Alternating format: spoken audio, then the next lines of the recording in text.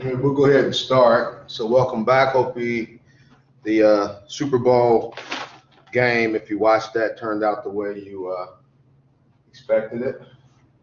It's interesting.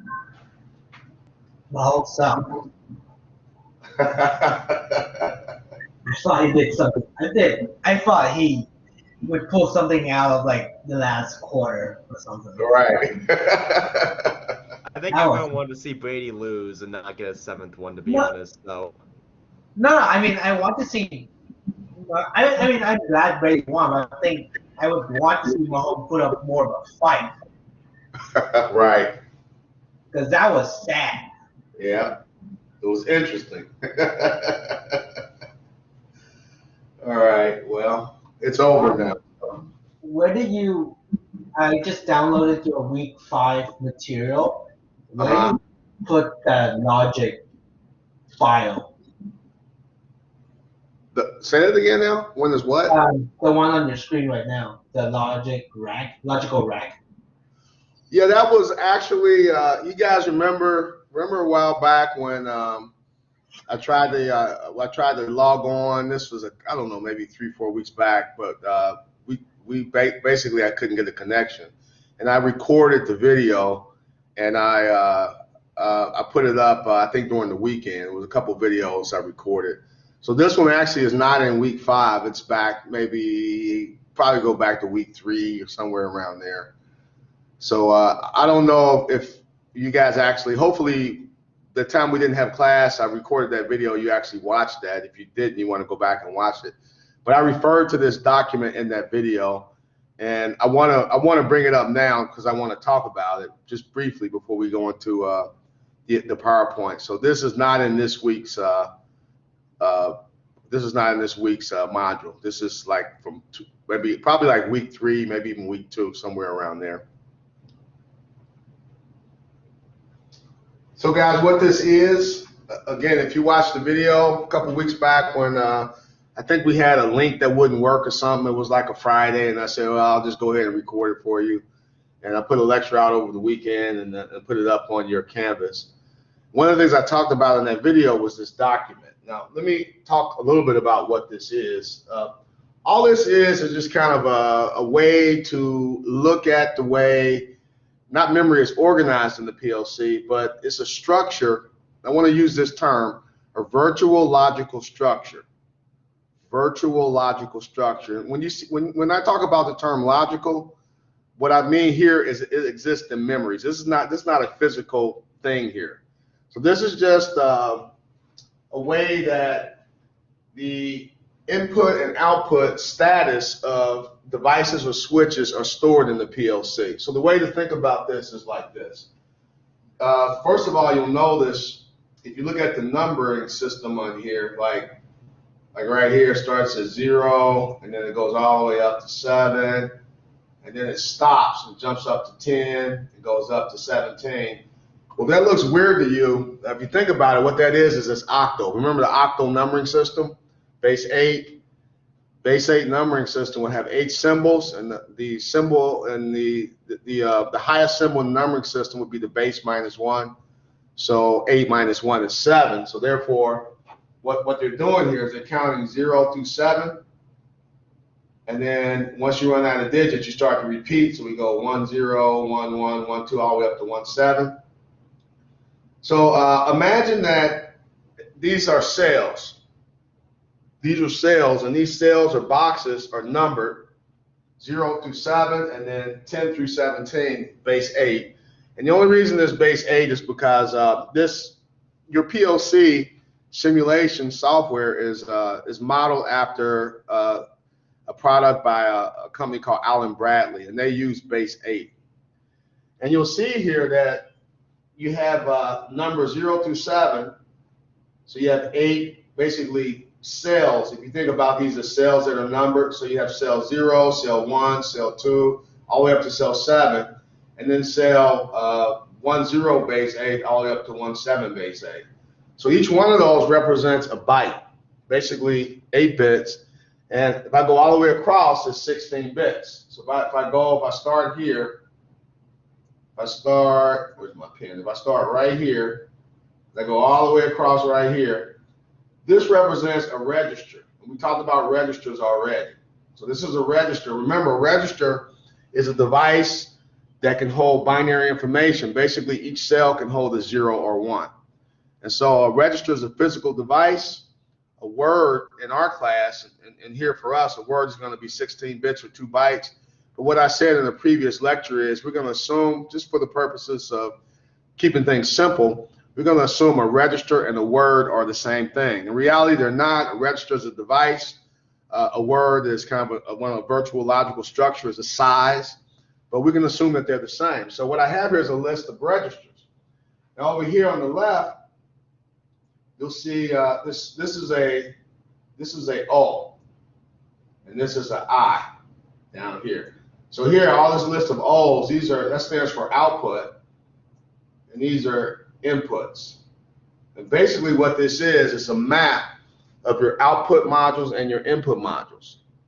So each one of these output modules and input modules has an address, and that's what these are over here on the left. This is the address. Now remember what we said, that when we deal with digital devices, humans, when we start counting, we go 1, 2, 3, 4, 5. When digital devices count, they don't start with the number 1. They start with the number 0. So we count 0 through whatever. Here in this case, it's 0 through 7. And so this right here will represent cell number 0 in the register. This is cell number 1 in the register, and so forth.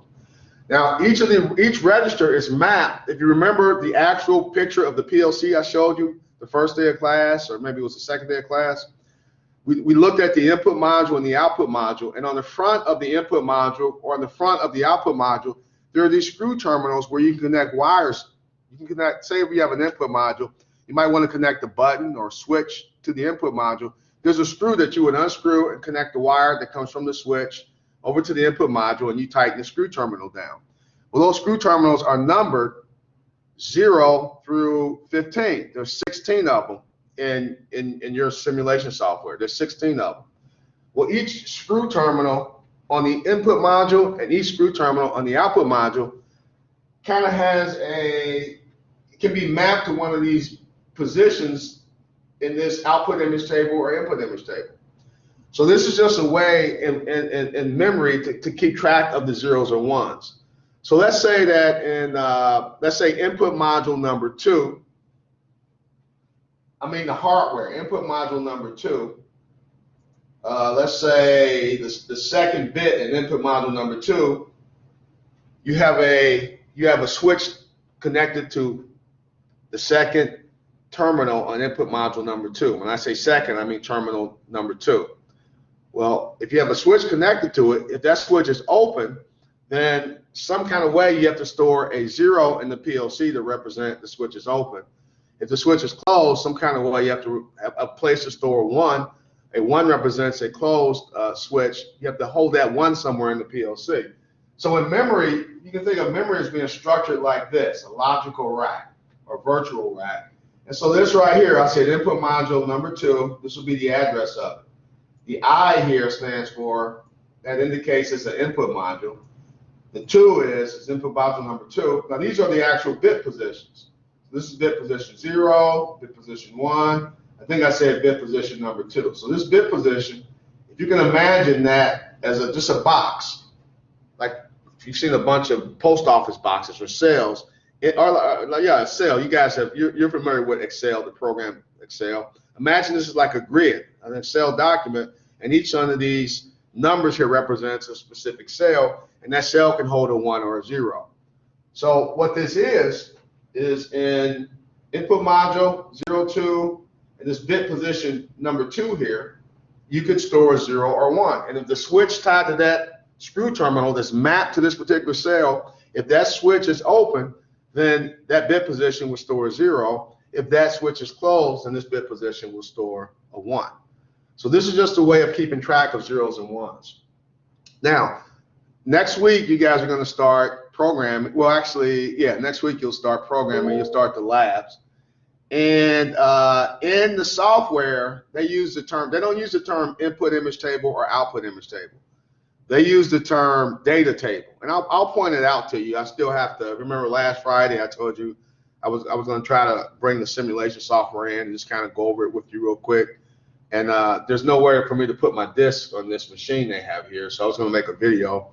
I'm still going to do that. I'll go over that software with you some kind of way, and I'll point it out to you. But basically, there's a representation of this document in your software, but it's not called a input image table or output image table. They'll even use the term logical rack.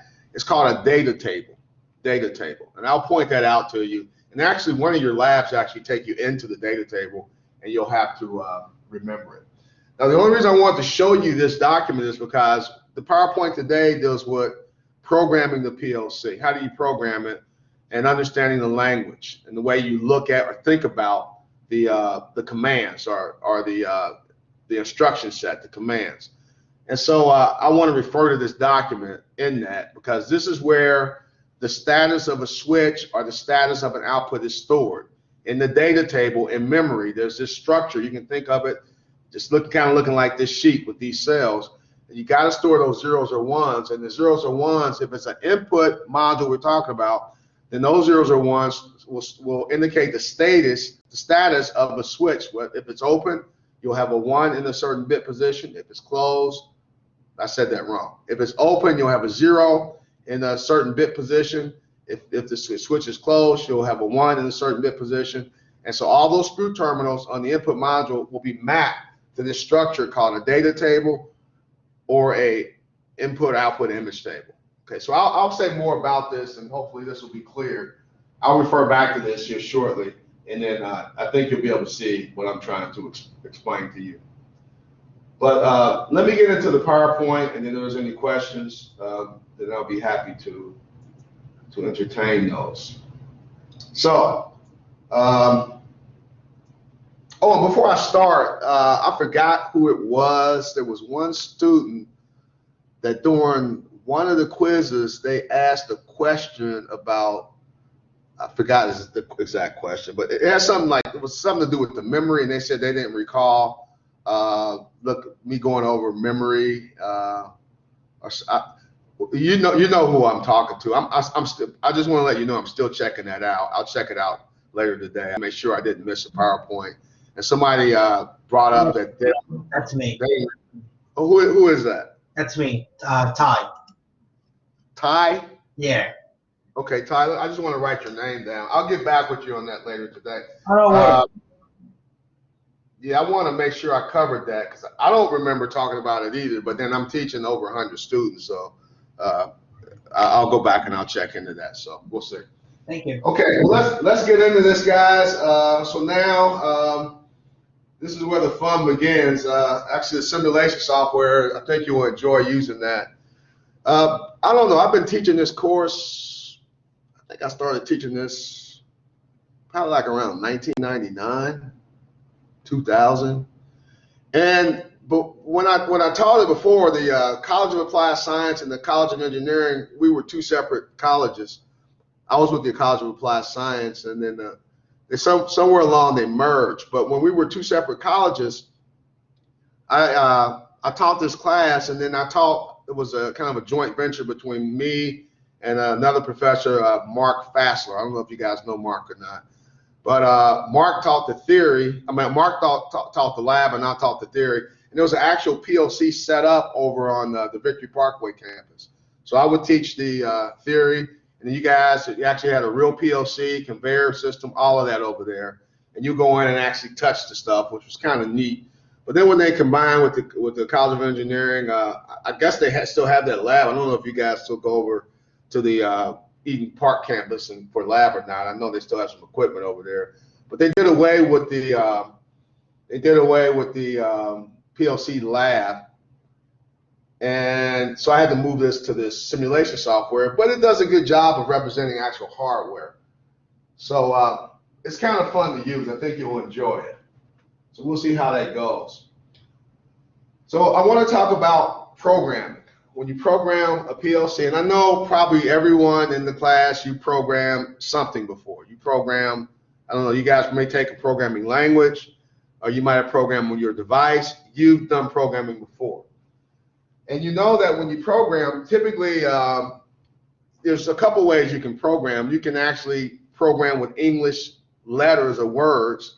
So if you know a language like, I don't know what you guys would take. I took C and C++ when I was in school, Fortran, PHP. I took all those languages, and you use English words to tell the computer what to do. Now remember, no matter what we do, whether it's English words, whether it's a picture, computers only understand zeros or ones. So no matter what we do, what we say, if I use English words or I click on the picture, it's all converted to zeros or ones. So that's the first thing to remember. Machine language is binary. So no matter what you type in your cell phone, your microwave, whatever it is you're programming, there's got to be some circuitry, some kind of algorithm to translate that to what the machine understands, which is zeros or ones or machine language.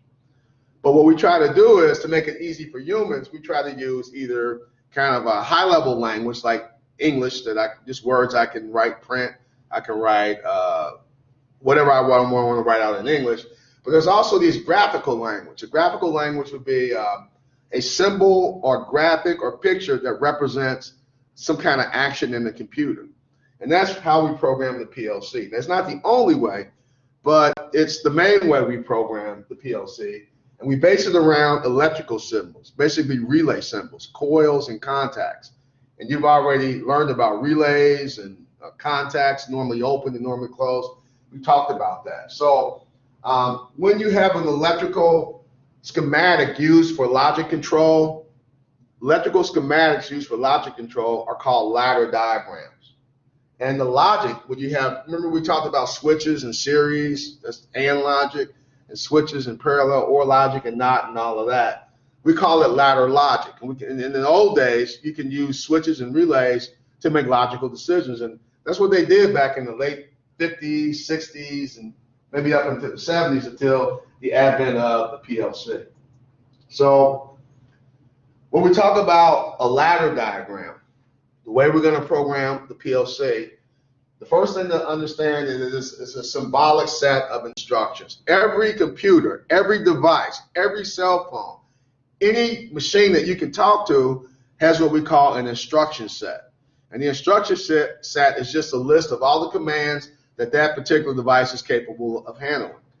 And so the PLC has a symbolic set of instructions. The main ones are going to be represented by relay contacts and the relay coil, the main three. But there's others, as you'll discover as we go through the course and as you play around with your simulation software. So the nice thing about the symbolic language we're going to use is designed to look like electrical schematic symbols.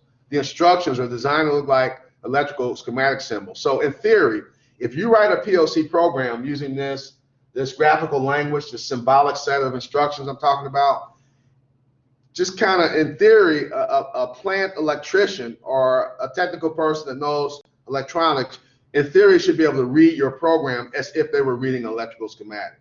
And so that's the kind of cool part about it.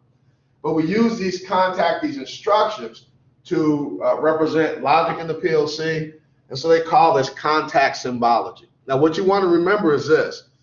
Because I started off the semester talking about relay contacts and normally open devices and normally closed devices, the symbols for that we're going to use to program these instructions are going to look like relay contacts, but they do not behave like relay contacts. They only look like it because, as I said before, we want this program to look like a schematic that a plant electrician can understand. That's kind of where it's derived from. But we'll get into this and you'll see what I'm saying. So there's going to be three basic symbols, three fundamental symbols that we program with. Now there's others, but the three main ones are going to be based on relay contacts that are either normally open, normally closed, or relay coil. And they're going to have a certain representation in the PLC. So here's our first one right here. So this is an actual instruction. So what I'm saying is this. When you start the simulation software, and you'll be presented with the screen, and the screen has a rung of a ladder. You'll be able to drag these symbols over to that ladder rung, and if you drag two of these and you put those in series, then that represents AND logic. If you drag two of these, you put them in parallel, and that represents OR logic. This is all done in software. Now the name of this symbol, the name of this instruction, the XIC, it stands for examine if closed.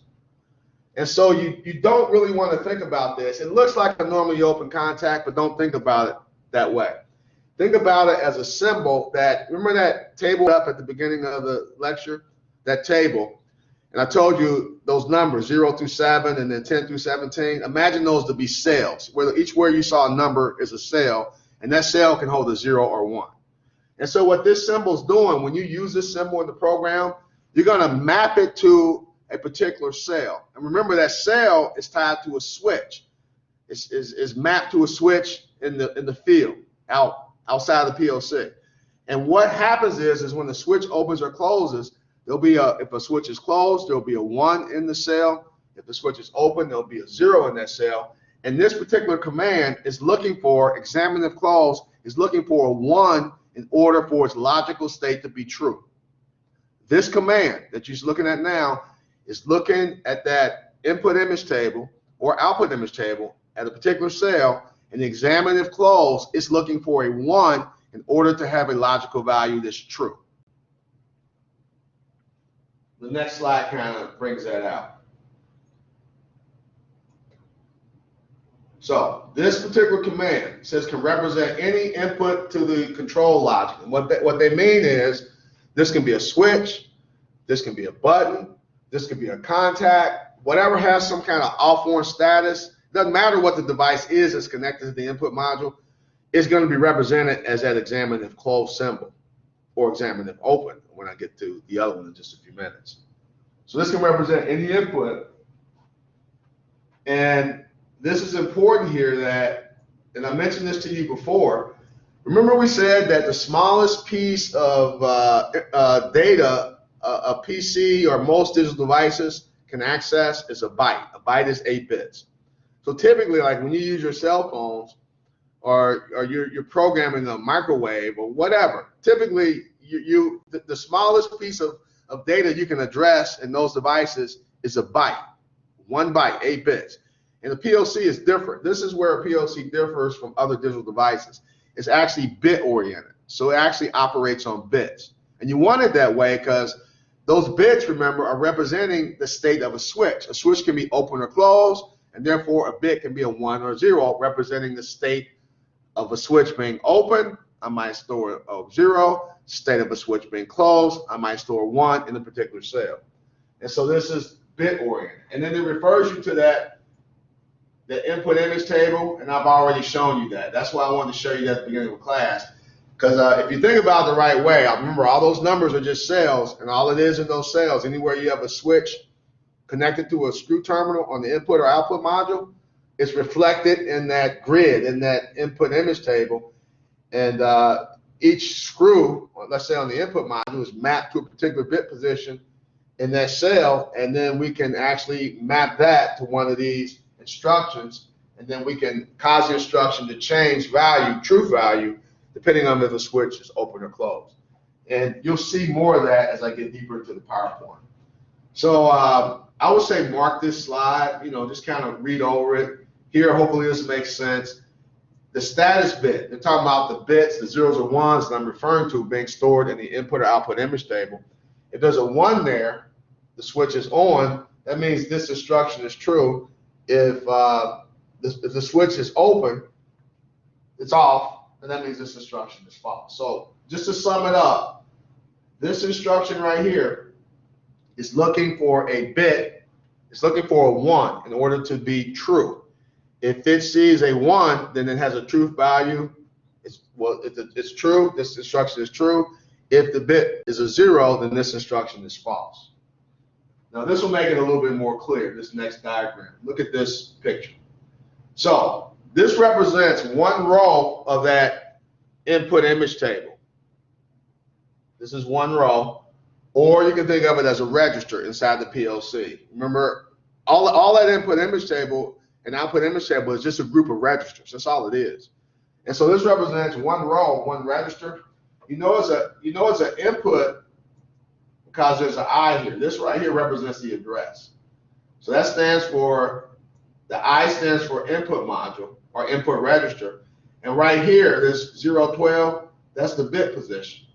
So actually, no, this is the address of the input card, of the input card. And so over here, you look right there, this is the address of the input card, input module 012. This is the bit position right here.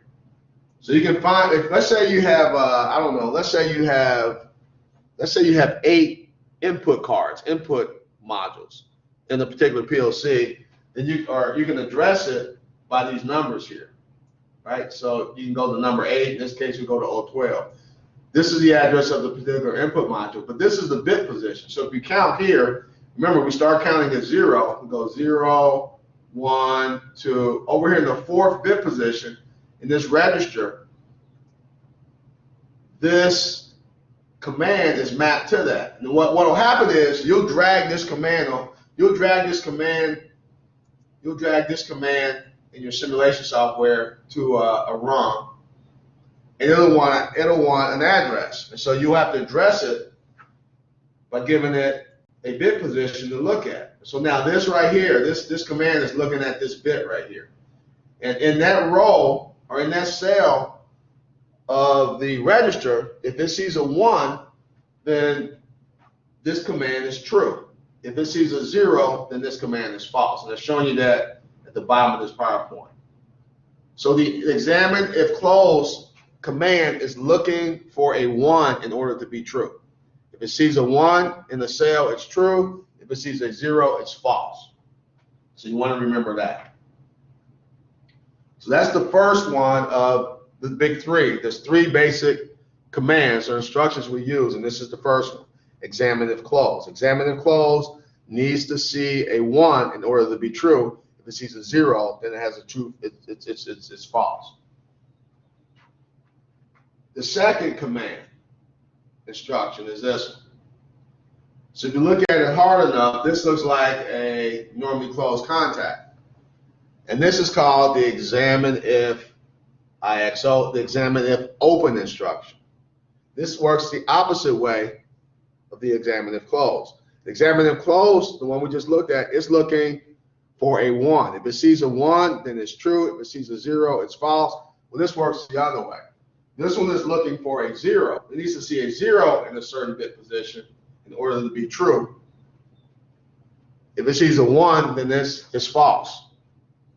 And so again, there's a list here that describes this. And what I would do again, I would just kind of mark this down and go back and just kind of look at it before you start using your simulator. Just kind of remind yourself of the way this operates.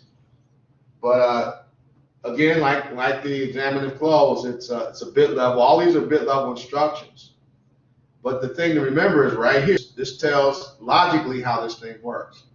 It's looking for a 0 in order to be true. If the status bit, when they say status bit, they're referring to a cell in the input or output image table, and that particular cell holds a bit, and that bit represents whether a switch, actual physical switch, is open or closed. So that bit is called a status bit.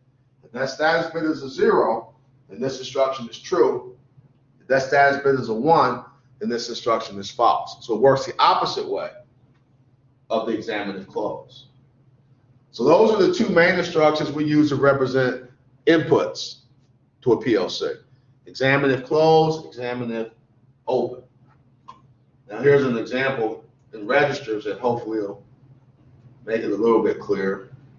So you can see here, just like the examine if closed, I have this command that you've, say you drag this to your simulation software, and you've mapped it to this.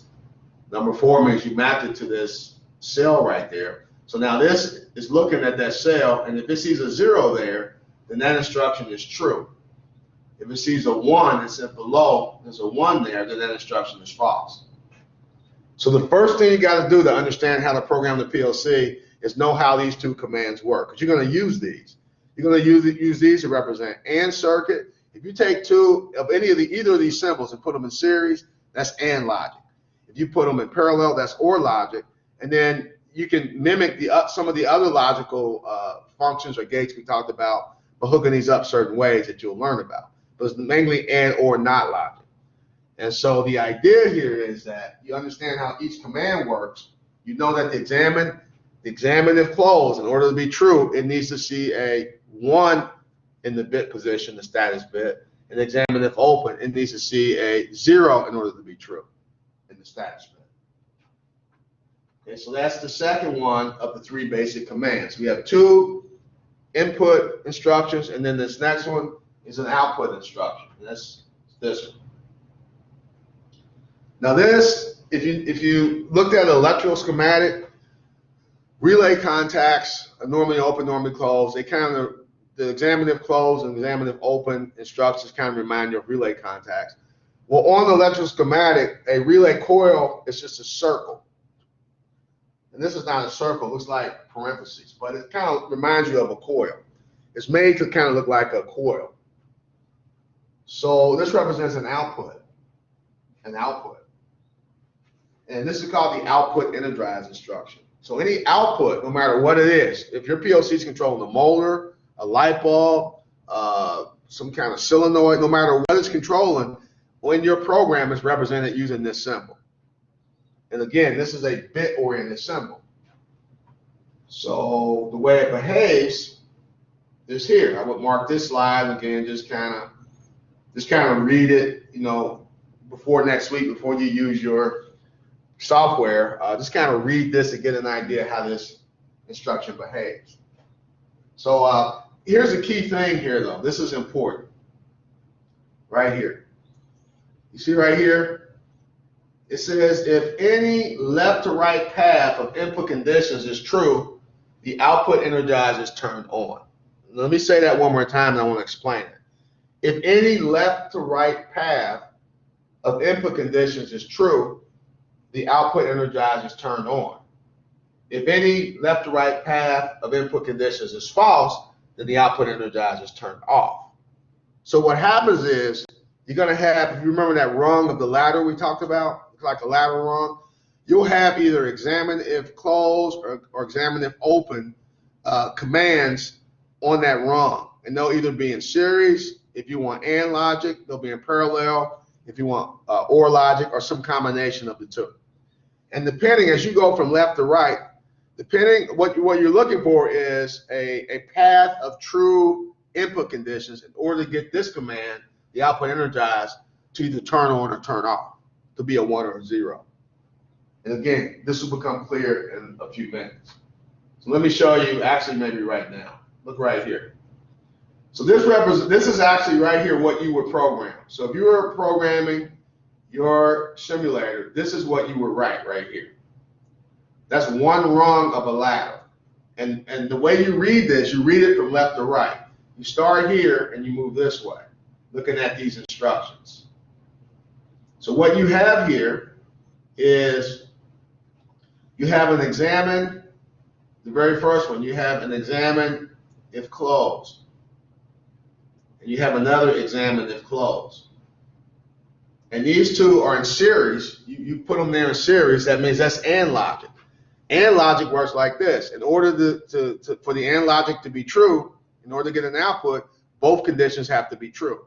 If I translate that to PLC talk, what's happening is this command right here, this instruction, you have it mapped to bit position 11. It's looking right there.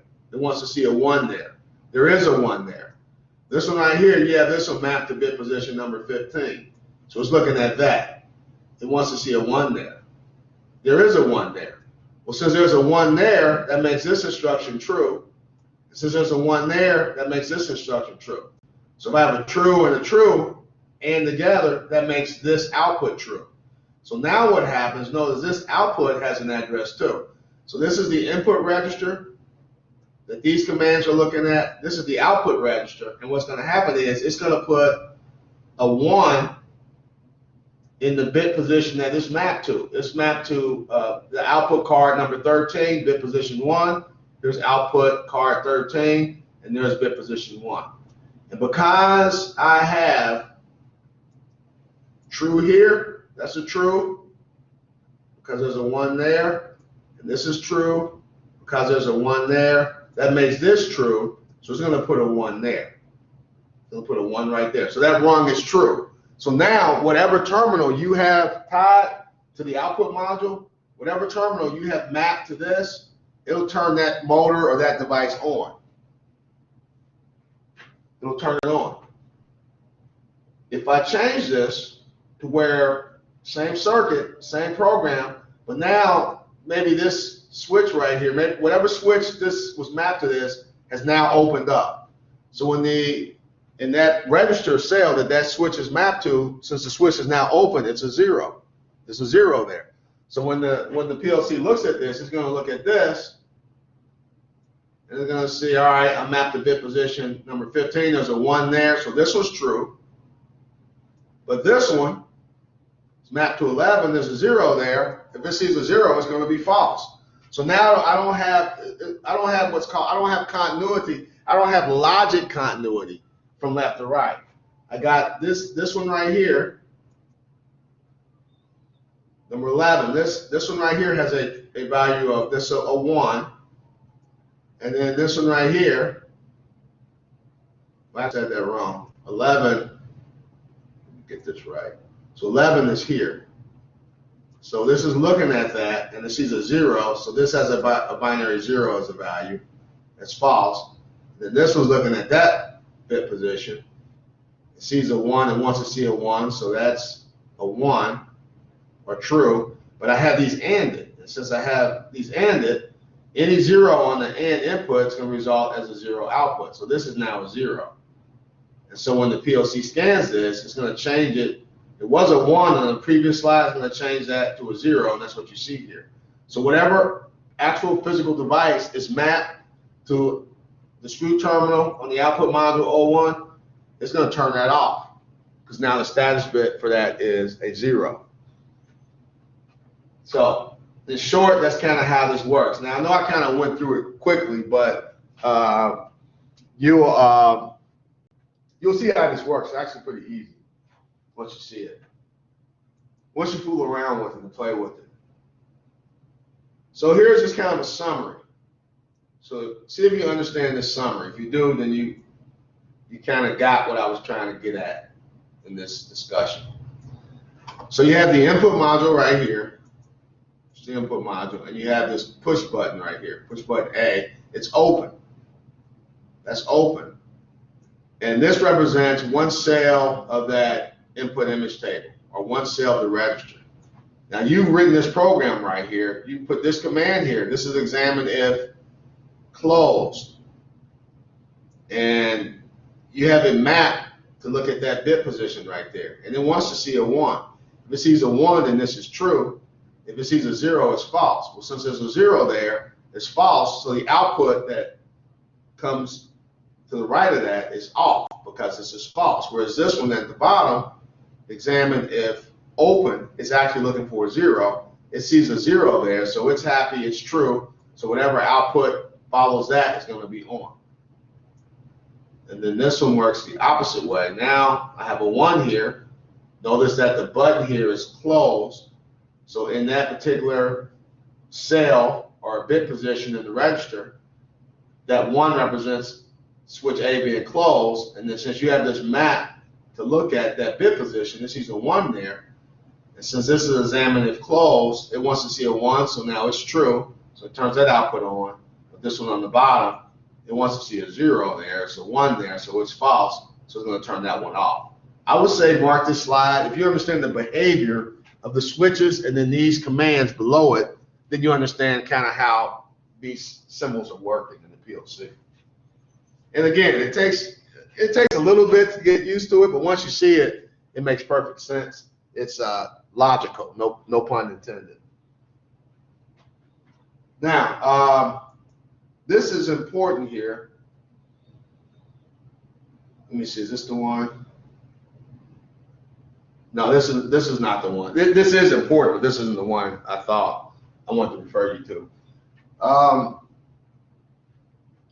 So I've been trying to talk about the way the PLC operates. So you have this ladder, you put these instructions, and it just kind of reads the ladder from left to right and is looking for a path of true conditions.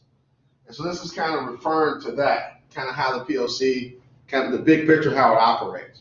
So ladder logic diagram controls output based on input conditions. Control is accomplished through the use of a ladder rung. And then the important thing here is this one. A ladder rung consists of a set of input conditions, and they mean those symbols, examinative, close, examinative, open, represented by contacts, instructions, and by one output condition. The output condition, the output command is always the command that's on the far right. It's always the last thing, the most right thing on a rung. And then the other thing is that each screw terminal on the input or output module is mapped to a position in that input or output image table or register. And then you can map your command, your instruction, your examinative close, examinative open. You can map that to any one of those bit positions in the data table, in the input or output image table. You can map it there. That's what the programming does. You're able to, just using the address, you're able to map any bit position in those cells that I'm referring to. I'll let you read this. Okay, so just put a little mark by this. Input instructions, setup conditions under which the processor will make an output true or false. That's kind of the theory that this is based on.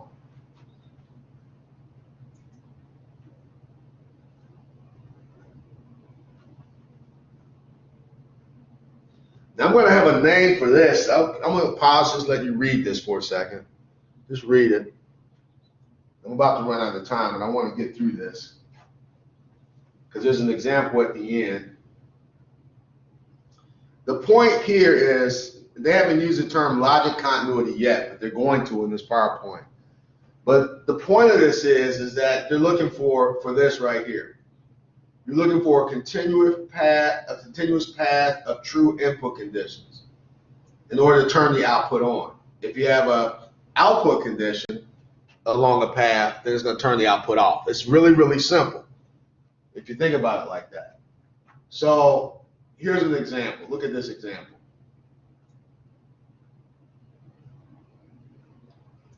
Now, the way to understand this example is everything in the middle, right? All of this right here. All of this is inside of the PLC. This is all in memory. And even below here, at the bottom, this is the program that you wrote down here. This is your program. So you program that. And so what you have that in memory, but over here, you have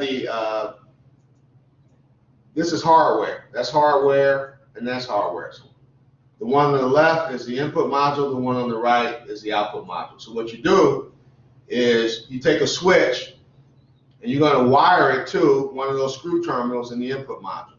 And over here you got some devices like a light bulb. You're going to wire it to one of the screw terminals in the output module. Now remember, each one of these screw terminals has an address.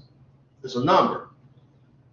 You can look here. This I means we're dealing with an input module, and the address of that input module is number 3, and then this last number here is the bit position.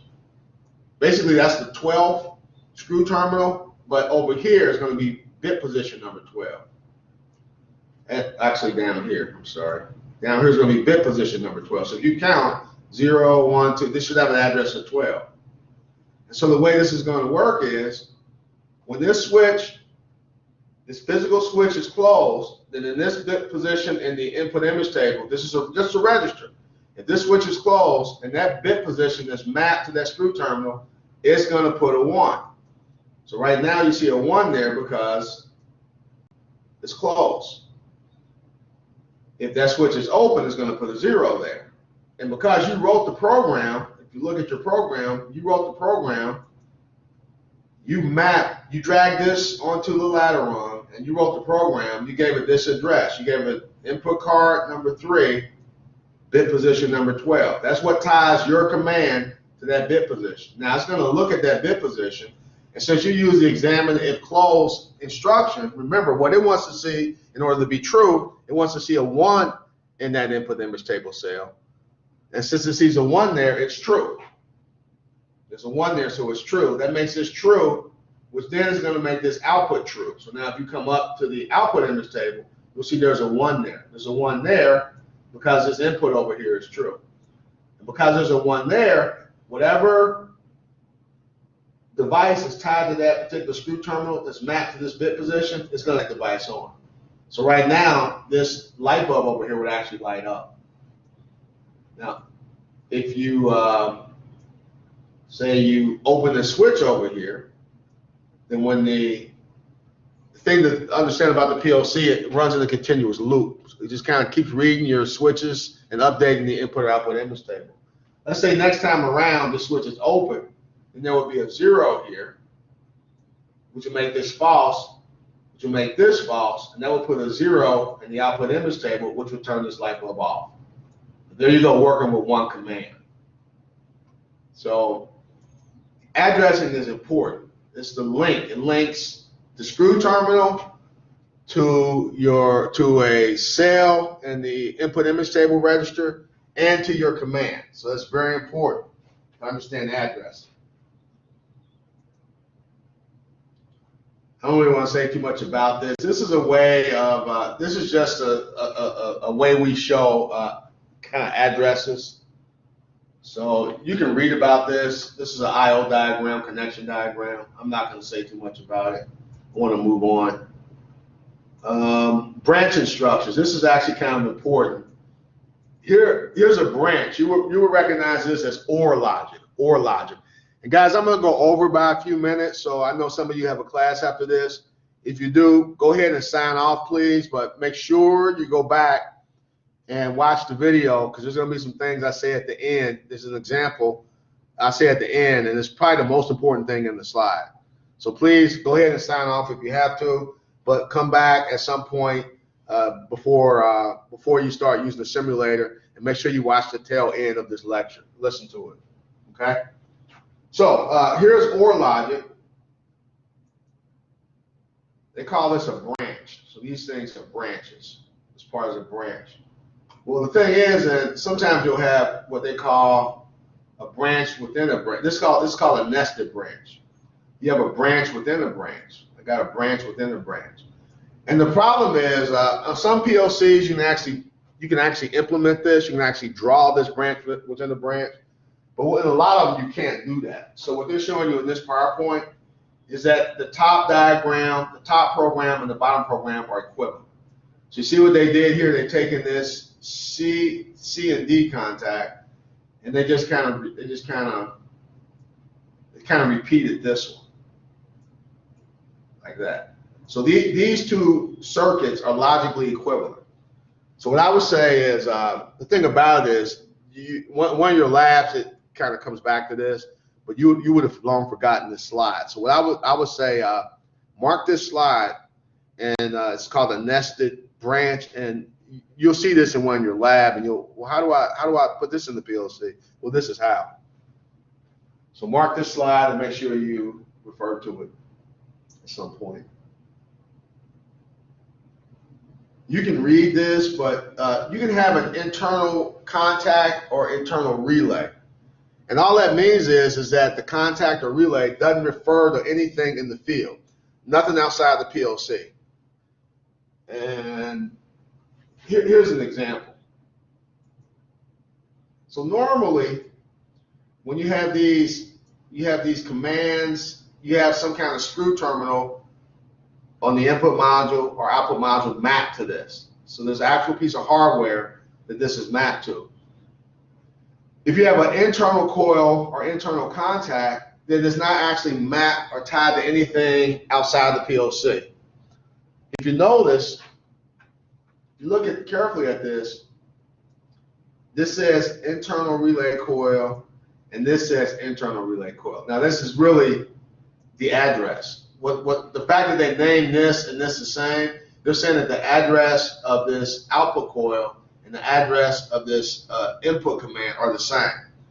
So what happens is, since the address is the same, if I have a bunch of trues here, these are all true, and then this last output coil will be true. Remember, we're looking for a series of trues here. If these 1 through 7 are all true, that makes this output true.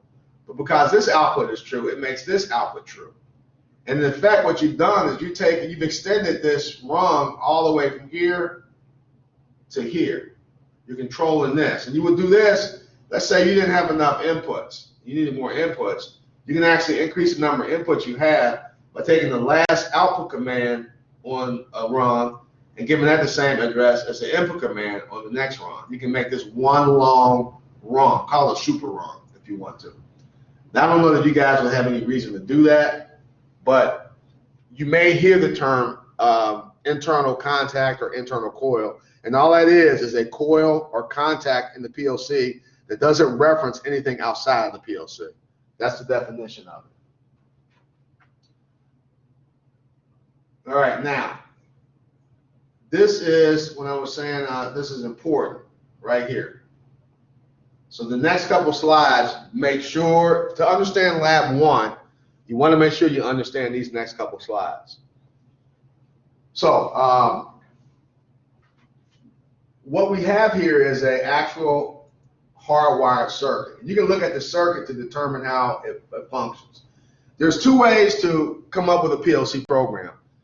You can write a program like this. You can write a program and say, all right, this is a normally open push button, so I'm gonna represent that with that right here. And this is a normally closed push button, so I'm gonna represent that with a normally closed contact. So that's one way you can write a program. This is the program at the bottom that you wrote based on this circuit. And that's okay, you can write the program like that. But really, what you really want to look at is the logic of the actual hardwired circuit. So you don't want to just, often you don't want to just transfer switches into the contact symbology like I just showed you. What you want is to understand logically how does the actual electrical circuit function. That's going to dictate which command in the PLC you use, examine if open or examine if closed. So what I'm saying is, let's look at how this operates.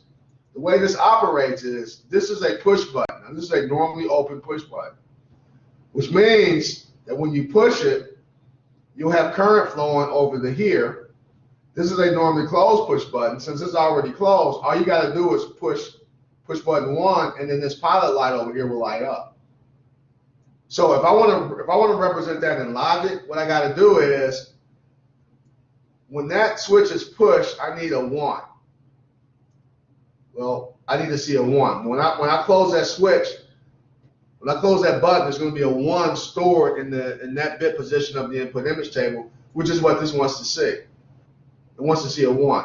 This is already closed, so it's already a 1 there. So you would not use a normally closed contact here. You would use 2 normally open contacts, because this right here has a value of 1 already.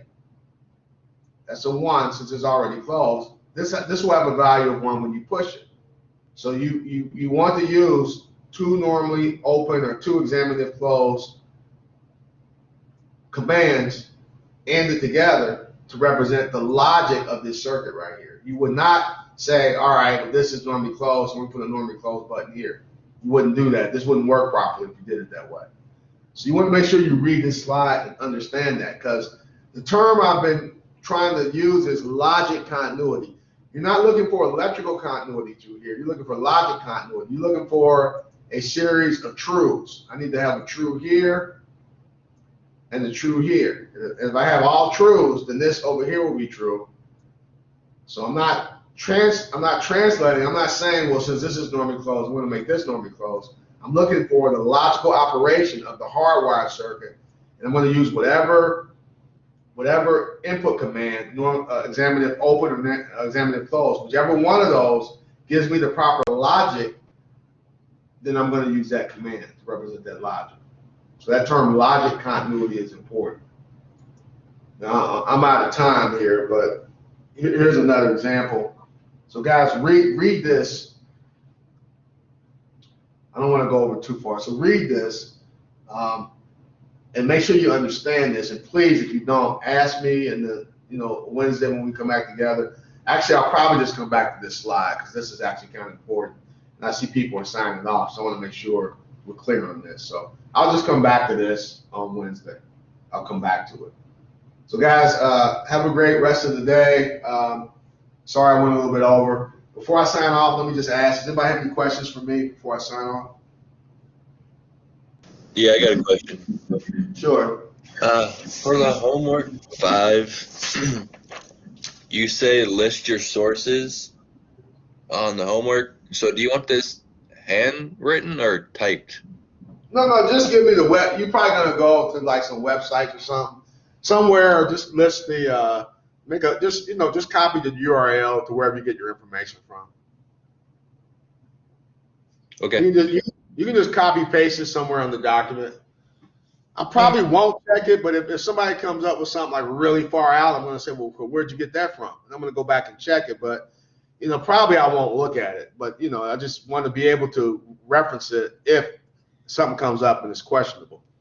So no, you don't have to handwrite it if you don't want to. Just you can type it and then just somewhere copy paste whatever links URLs you refer to, and if I have to go back and dig through it, I'll do it. Okay, thank you. All right. Anybody else?